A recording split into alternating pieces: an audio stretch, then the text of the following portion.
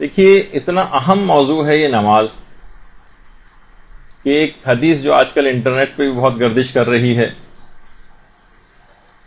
اس بات کی تو ابھی میرے پاس تحقیق نہیں ہے، لیکن بات اس میں کی گئی ہے کہ امیر المومنین علیہ الصلوۃ والسلام یہ بات ارشاد فرماتے ہیں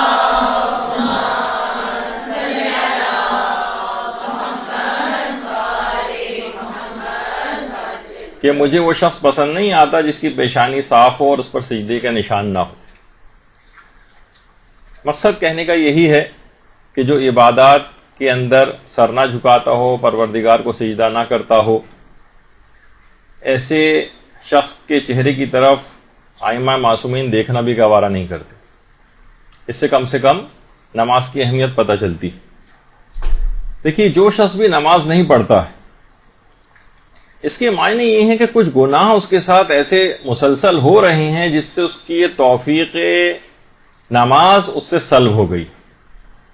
جب بھی کہا جاتا ہے نا، ایک جملہ بڑا مشہور ہے کہ جو شخص نماز نہیں پڑھتا تو وہ یہ نہ سوچے کہ اس کو وقت نہیں ملا، بلکہ یہ سوچے کہ کوئی ایسی خطا ہو گئی ہے کہ پروردگار نے اس بات کو پسند نہیں کیا کہ اس کے دربار میں اس کے سامنے آ کر عبادت میں کھڑا ہو۔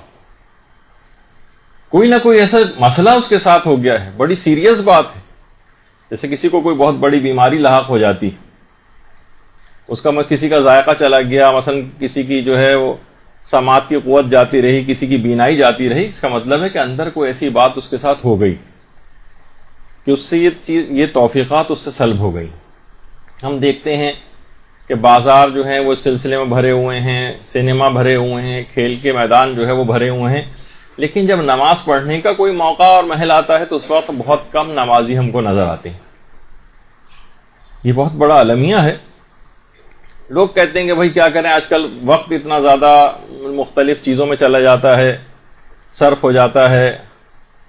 روزگار کے سلسلے میں مصروفیات ہیں، بچوں کے سلسلے میں مصروفیات ہیں، لیکن باقاعدہ پروردگار نے کہہ دیا قرآن میں کہ ایمان والو، تمہارے اموال اور تمہاری اولاد تم کو کہیں اللہ کے ذکر سے غافل نہ کر دیں، کیونکہ جو شخص بھی ایسا کرے گا اور اللہ کے ذکر سے غفلت اختیار کرے گا تو صریحاً نقصان اٹھانے والوں میں سے ہوگا۔ تو اس سے پہلے کہ موقع ہاتھ سے نکل جائے اور ایک ایسا موقع آ جائے کہ جس میں پھر واپسی کا کوئی امکان نہیں۔ میری ایک بڑی پسندیدہ تصویر ہے جسے میں اکثر دیکھتا ہوں، یہ والا موقع سمجھیں کہ قبر میں انسان لیٹا ہوا اور آخری پتھر رکھے جانے والے، اب سارے دنیا کی تمام چیزوں سے اب اس کا انقطاع ہو جائے گا، قطع تعلق ہو جائے گا، اور پروردگار کی طرف اب ایک بڑا سفر شروع ہو جائے گا۔ اس موقع کے آنے سے پہلے اپنے آپ کو ٹھیک کر لینا، اپنی نمازوں کو بہتر بنا لینا ہے، اپنی عبادات کو بہتر بنا لینا ہے۔ تو اور اتنی عبادت کرنا ہے کہ اسلام کا تقاضا بھی ہے کہ گویا مومن ایک خود مجسم نماز بن جائے۔ تو بہرحال ہم یہ دیکھتے ہیں کہ ہمارے امام حسین علیہ الصلوۃ والسلام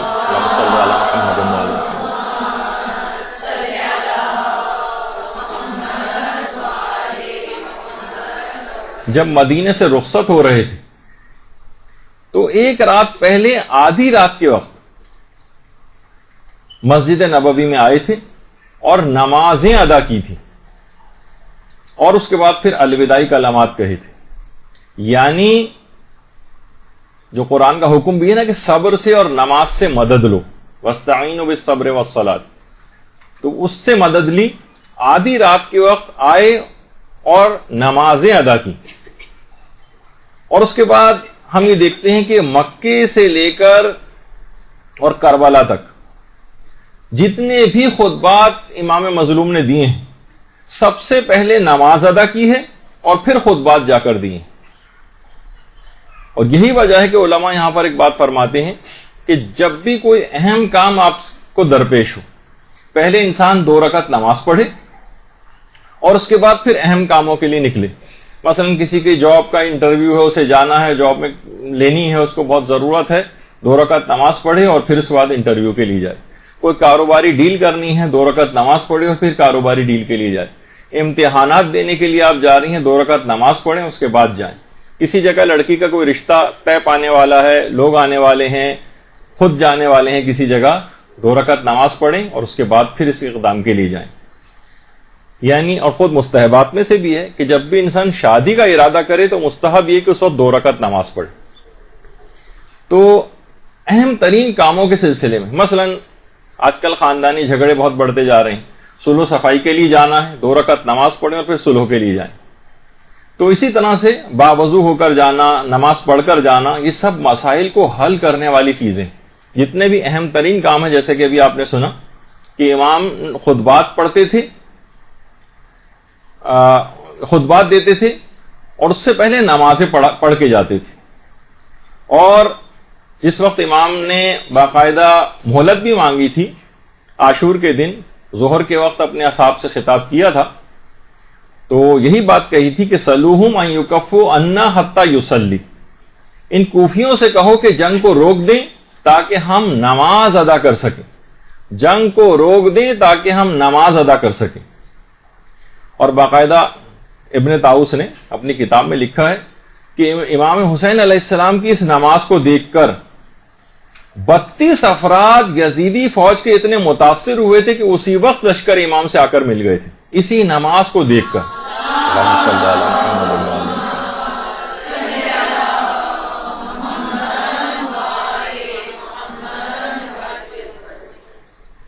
حضرت ابو الفضل عباس علمدار علیہ الصلوۃ والسلام, اللہم صلی علی محمد.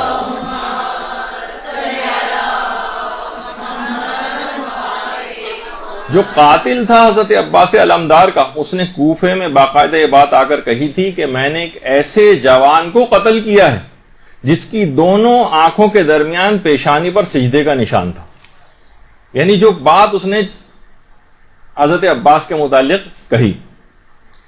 تو اب آپ دیکھیے خود امام حسین علیہ السلام نے جس طرح کا جملہ بھی مشہور ہے, سنتی ہیں کہ نماز کو انہوں نے بچایا. اور یہی وجہ ہے کہ جو باقاعدہ فضیلت ہے ایک, اور مسافر کو اس بات کا اختیار ہے کہ حرم امام حسین علیہ الصلوۃ والسلام میں, اللہم صلی علی محمد و علی محمد.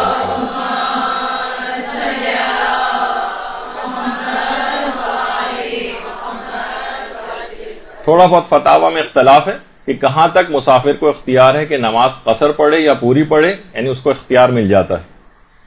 یعنی امام حسین نے نماز کو بچایا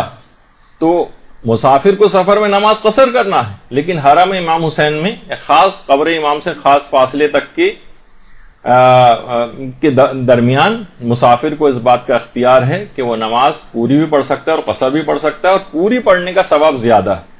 یعنی ایک جو تاثر دیا جاتا ہے کہ جو بھی کوئی شخص ماتم کرتا ہے, کچھ اس پر سے عبادات اور نمازیں ساقط ہو جاتی ہیں, ایک عمومی تاثر جو لوگوں کے اندر ایک قائم ہو گیا ہے نوجوانوں میں, اس سے اس بات کی نفی ہوتی ہے کہ وہاں پر جا کر نماز کم نہیں ہو رہی ہے, بلکہ جہاں پہ کم ہو جانی چاہیے تھی وہاں پہ 2 رکعت بڑھا دی گئی, یعنی پورا 4 رکعت پڑھنے کا اس کو اختیار دیا گیا ہے.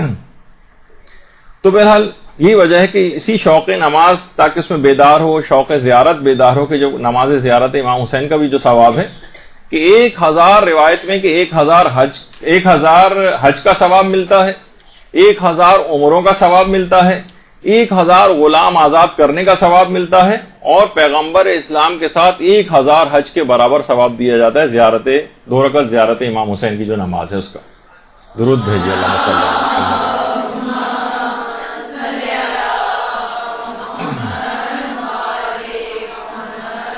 دیکھیے نماز کو بہت ساری دیگر چیزوں سے علماء نے کچھ مشابہت بھی دی, جیسے آیت اللہ سید ابو الحسن قزوینی, وہ کہتے تھے کہ موت میں اور نماز میں بھی ایک ربط ہے. یعنی جو حقیقی نماز ہے وہ فرماتے تھے یہ موت کی طرح سے, جس طرح موت ایک عالم طبعی یا فزیکل جو دنیا ہے ہماری, اس سے آپ کو جدا کر دیتی ہے, کاٹ دیتی ہے اور خدا کی طرف بلند کرتی ہے, اسی طریقے سے جو حقیقی نماز ہے اس میں بھی یہی کیفیت پائی جاتی ہے, بالکل یہی کیفیت کہ یہ آپ کو اس دنیا سے کاٹ کر پروردگار کی طرف بلند کرتی ہے یہ نماز. جب بھی آپ کو جو شروع میں علماء فرماتے ہیں کہ جو دعا پڑھی جاتی ہے نا, انی وجہت وجہی للذی فطر السماوات والارض, تو اس کے اندر بھی یہی ہے کہ میں نے اپنے چہرے کو مکمل طور پر خدا کی طرف کر لیا ہے. جس طرح موت مکمل طور پر پروردگار کی طرف جو ہے وہ متوجہ کر دیتی ہے انسان کو, اور اسی کی طرف وہ بڑھتا چلا جاتا ہے. اسی طریقے سے حقیقی نماز بھی موت کی طرح سے پروردگار کے قریب کرتی ہے. علماء یہ بات بھی بیان فرماتے ہیں کہ نماز جو ہے صرف آخرت کو آباد نہیں کرتی، اس دنیا کو بھی آباد کرتی. آپ کے دنیا کے بھی سارے پرابلمز اس سے سالو ہوتے ہیں.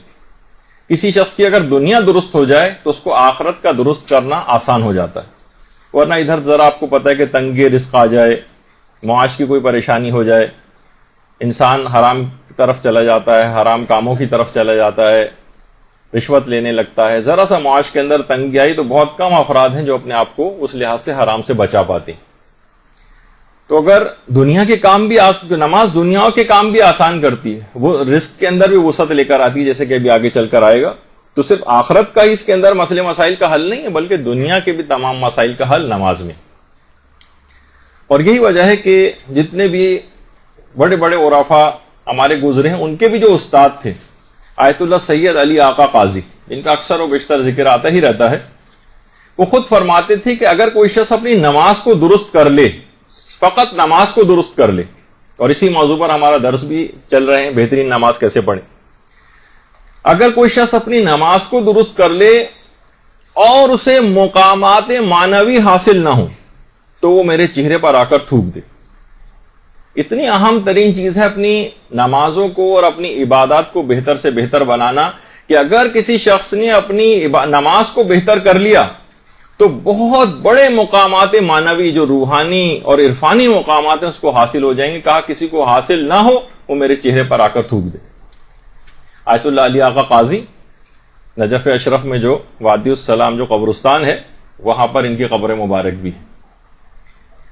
تو یہ کیسی چیز ہے. اسی طرح سے آیت اللہ حسن علی نخودکی اصفہانی، جن کے نماز کے بعد کا عمل اکثر آپ کرتی ہیں، آیت الکرسی اور سورہ قل اللہ والا، یہ اپنے بیٹے کو نصیحت کرتے تھے. کہتے تھے بیٹا اگر 40 دنوں تک بھی تم اگر مسلسل عبادات کرتے رہو، مسلسل ریاضیات کرتے رہو، مستقل نیک اعمال انجام دیتے رہو، اور فقط کوئی سے ایک دن نماز فجر قضا کر دو، تو یہ بات یاد رکھ لو کہ تمہاری ساری پچھلی عبادات، ساری پچھلی ریاضیات سب بے قیمت ہو کے رہ جائیں گی، حبام منصورہ ہو جائیں گی، بالکل غائب ہو جائیں گی، جیسے کبھی انجام ہی نہ دیوں. اس طرح سے اس کا ثواب غارت ہو جاتا ہے. یعنی کتنے ہی انسان نیک اعمال انجام دے لے اور 40 دنوں تک مسلسل انجام دیتا رہے اور فقط ایک دن کی نماز فجر قضا کر دے، سارے پچھلے نیک اعمال کا بالکل نیک اعمال ضائع ہو جاتے ہیں. اور خود فرماتے ہیں کہ ساری زندگی میں میری فقط ایک دفعہ ایک نماز قضا ہو گئی تھی، اگلے دن میرا بیٹا فوت ہو گیا تھا. اور فرماتے ہیں کہ اگر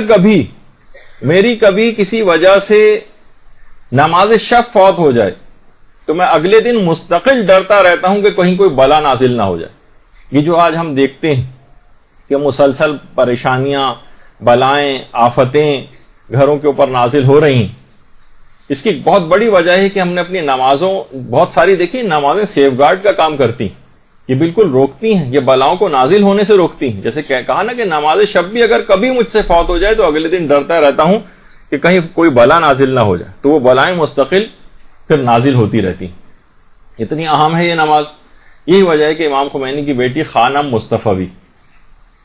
وہ فرماتی ہیں کہ امام خمینی جب بالکل آخری دنوں میں ہسپتال میں تھے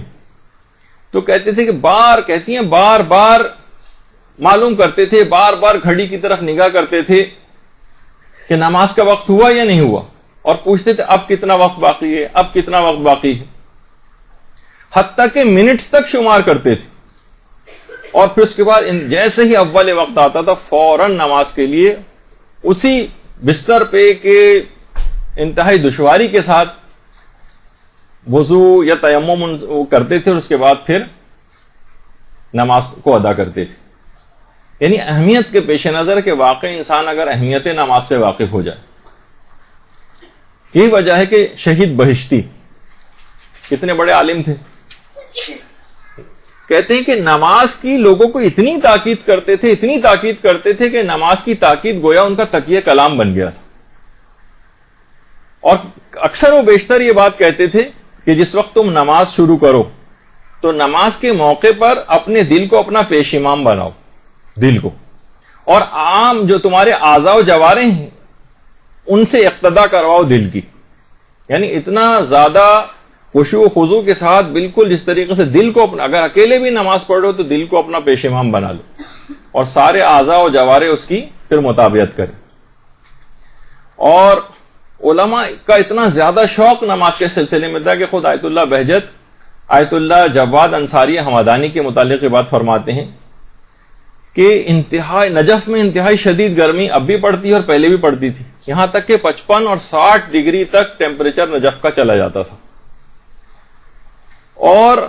منہ انتہا سے زیادہ خشک ہو جاتا تھا. لیکن آیت اللہ جواد انصاری حمدانی اتنی زیادہ طویل نمازیں پڑھتے تھے اور اتنے لمبے لمبے سورے پڑھتے تھے، جماعت میں نہیں فرادہ میں، کہ اگر کوئی ان کا طالب علم ٹھنڈا پانی بھی کہیں سے لے کر آتا تھا ان کے پاس رکھنے کے لیے تو لاتے ہی وہ پانی گرم ہو جاتا تھا. اسی گرم پانی کو نماز کے اختتام پر تھوڑا سا اپنے حلق کو تر کرتے تھے اور پھر طویل نمازوں میں مشغول ہو جاتے تھے. یعنی ایک ایسی لذت تھی کہ ہمارے ہاں کوئی تصور نہیں ہے کہ 60 ڈگری ٹیمپریچر ہو رہا ہو اور اس میں انسان طویل نمازیں پڑھے. لیکن واقعی جو اس کی اہمیت سے آگاہ ہیں نمازوں کی اور بہترین نماز کیسے انجام دی جائے اس سے واقف ہیں اور انہیں پتا ہے کہ اس میں کتنی لذت ہے، تو ان کا یہی طریقہ کار دیکھنے میں آتا ہے. یہی وجہ ہے کہ آیت اللہ سید جمال الدین گلپائیگانی یہ اکثر و بیشتر وادی السلام کے قبرستان میں جاتے تھے نجف کے، اور ارواح سے وہ باقاعدہ دیکھا کرتے تھے. پوری تفاصیل ہیں اس بات کی کہ یہ آیت اللہ سید جمال الدین گلپائیگانی کس طرح سے وہاں جا کر ارواح سے ملاقاتیں بھی کیا کرتے تھے اور ارواح ان کے پاس آتی تھیں. تو خود اپنے بیٹے کے لیے کہتے ہیں کہ بلکہ بیٹے کو وصیت کی تھی کہ بیٹا اگر تم نماز شب نہیں پڑھو گے تو میری طرف سے آق شمار کیے جاؤ گے. آق.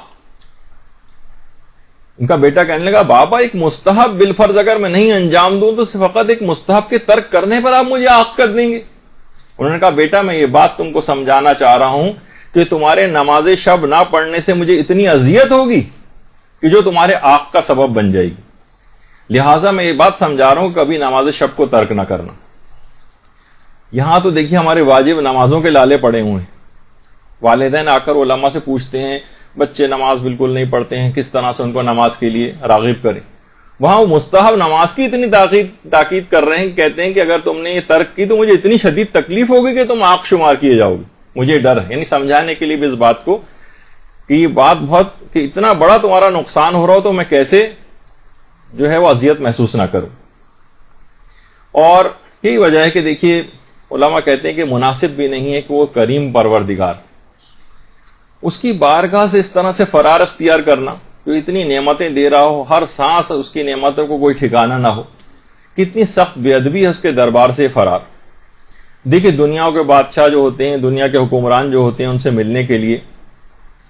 آپ کو کتنے جتن کرنا پڑتے ہیں، ہفتوں لگانا پڑتے ہیں، مہینوں لگ جاتے ہیں، بعض اوقات سالوں لگ جاتے ہیں، بعض اوقات